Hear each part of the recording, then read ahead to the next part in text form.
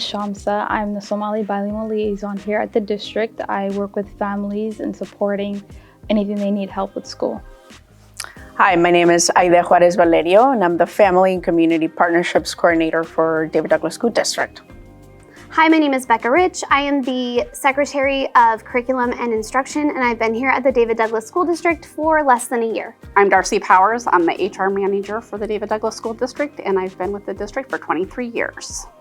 Aida, what does equity mean to you? When I was in 9th grade, it was my first English class. I had just transitioned out of ELD class.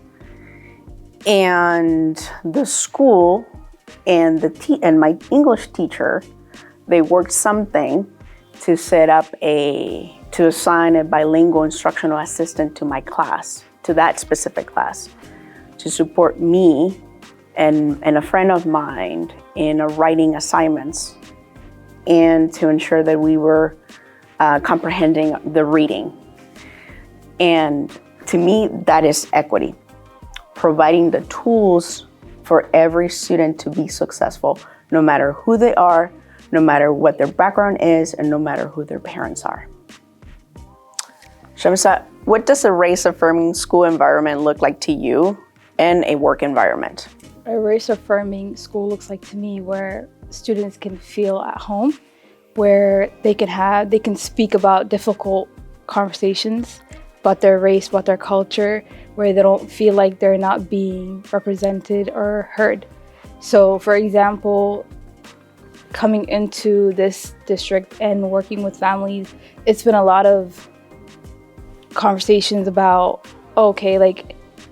race and culture and how can I feel seen and how can my students feel seen. And I think there's a lack of representation a lot, and I don't see that parents have someone they can come to and they can speak about culturally specific questions and race questions. And I think teachers and administrators and staff that are not from a race that's a minority need to be open to having these conversations instead of taking classes and stuff. They need to actually sit down and listen to experiences of people. So equity means to me, providing fair opportunity for all employees based on individual needs is kind of the way I look at it, making sure that if there are barriers, that we're finding ways to eliminate those barriers. How do you include the DDSD equity lens when making decisions in your role? When we're working to implement a program or a project, I actually like to take a step back and review the equity lens. Then I have in-depth discussions with my colleagues with the equity lens to make sure that our goals, to make sure that we're always creating a positive impact in everything that we are doing. And I actually carry the equity lens with me wherever I go. And it's always a good reminder. I like to pull it out every time if I'm having a meeting, or again, if I'm in the planning stages for a project or a program, I have it next to me to make sure that, we are creating a positive impact. I have found that here at David Douglas, I'm really comfortable talking about race-related topics because it's never been something that's shied away from or something that you shouldn't talk about. It's something that we talk about often. We have free and frequent conversations about race, the fact that we are all different races and that our district is so diverse. And I find that it comes up more often here than it's come up in other places, even when the topic of race is always around us and impacting our thoughts and our actions and our work ethic and so many different things. But here I feel really comfortable talking about race with my colleagues. How comfortable are you discussing race-related topics with your colleagues, and how does that show up in your building? I'm pretty new, so I haven't spoken to most of my colleagues, but I would say kind of comfortable. And not with just colleagues, with people that I work with every day, but more of like supervisors and people, directors, I feel comfortable speaking to them because they kind of they are trained in equity where they can take a conversation and not be biased. And there's been a lot of incidents within my role where I've had a lot of problems, and I think about race, and the first person I'd go to is either my supervisor, and then kind of just kindly explain, hey, like this is what's happening. But from like experience, it's always never been like that for me. It's always as a student and also just as a Muslim, a Somali, and a woman. And also a Black woman. It's been very hard because I think I'm under an umbrella where it's targeted most of the time. So I could be outside and I could just be like doing whatever I want to do, and I could just be targeted for hate crime. And it's happened ever since I was little. So ever since I put the hijab on, which was like when I was like 6 or 7 years old. And there was like this one time where it was like a school dish. It was like when I was like 6 years old, and we just came from Africa. And my parents didn't know one part of English. They couldn't even say hi or hello. And we were put into a school, and the teachers there were not, there weren't really like somebody you could go and talk to. And then my father's colleagues were like warehouse colleagues, and most of them had this idea of race as, oh, like you guys came from Africa, like what do you guys know about race? And back home it's like everyone's the same skin color unless there's tourism. So when my parents came here, they just kind of felt like they were in their own safe space. Even though it was a war-torn country, they were in their own safe space. When they came here, it was more of like, okay, like there's a lot of people dividing each other. And they saw that a lot, and they kind of became like the center target. So when I came into this role, when it came to like race and stuff, I felt like that was something I couldn't speak about. But it's like, okay, like you've had a lot of hate crimes, you've had a lot of this, like who cares to even like really listen? Because this is something that you've dealt with for so long. So it's not something that you can speak about and it's gonna like immediately change.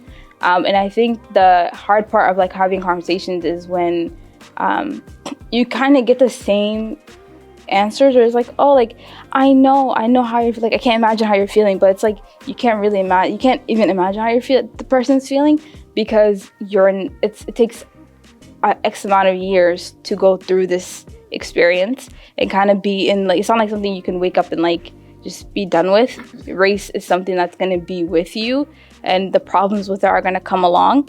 And being in a building where there's not that much of representation, where you can only go to people that you feel like are a safe space.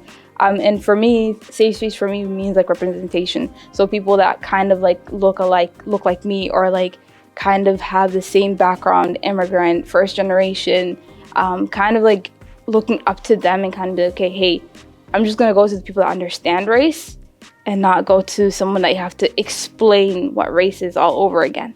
And that kind of becomes a difficult conversation, because you could speak to a colleague about something and they could not understand, or like just kind of have like a bias opinion, and then you could be like, oh, okay, well, you already have this like perception of them, oh, okay, like they don't understand anything that I'm gonna tell them. So then that's why it's very important to know that like when a colleague that has a lot of experiences with hate crime and like with racism comes to you, it's more of like, hey, like I just want to speak. And it's not more of like, oh, okay, like I've imagined this, or like I can't imagine, or like just kind of like having this pity for them, instead of just being like, okay, like this is what I can do to help. And also the person that's speaking to you, for example, if I came to you and I was like, hey, this and this happened, this is how I felt, and then you kind of just go, okay, like this is what you should do, or like you should contact this person. It's more of like, hey, like right now I just need to be heard, instead of like let's think about the solution later. But like right now it's kind of like, hey, like I need to be heard. And also it's kind of like within the education system, when a race incident happens, it's kind of taken into a big conversation where it's like a confrontation. which it should be more something that's done privately, where that person can find closure. So they can speak to the person that's doing this and they can find closure, instead of it being like, okay, like we're gonna have everybody here and we're gonna sort this out. Because to be quite honest, it's not everybody else's problem. It's more of like those two people. So it should be something where it should be confronted privately. So then the person that's saying all this could be made aware that, hey, like, we're trying to reassure you that this is going to be handled. We see you, we hear you. And that just goes back to like the only people that you kind of can talk to are people that kind of represent that model of first generation, same race, same ethnicity, same religion, and you can kind of feel that comfort in speaking to them. Because if you go out of your comfort zone, you won't really know what type of opinions and conversations you're going to be going into. And that's something a lot of us avoid, where it's okay, like this is another educating moment is what people see it as. But for us, it's like, oh, okay, like, hey, we have to talk about our experiences again and like relive those moments all over again. What equity practices are you or will you incorporate in your role? So, I mean, when I think of in my role, I think of HR as a whole. And so, you know, we've implemented the strategic hiring plan. So we look at that plan with every change or decision we make, how we're going to move forward. We're always looking at that plan. Again, we're always looking at how do we eliminate barriers. We've actually kind of run across an interesting one. Am I okay to? Okay. We had Arabic speaking applicant that really know English, what am I trying to say? Fluent, no fluent English.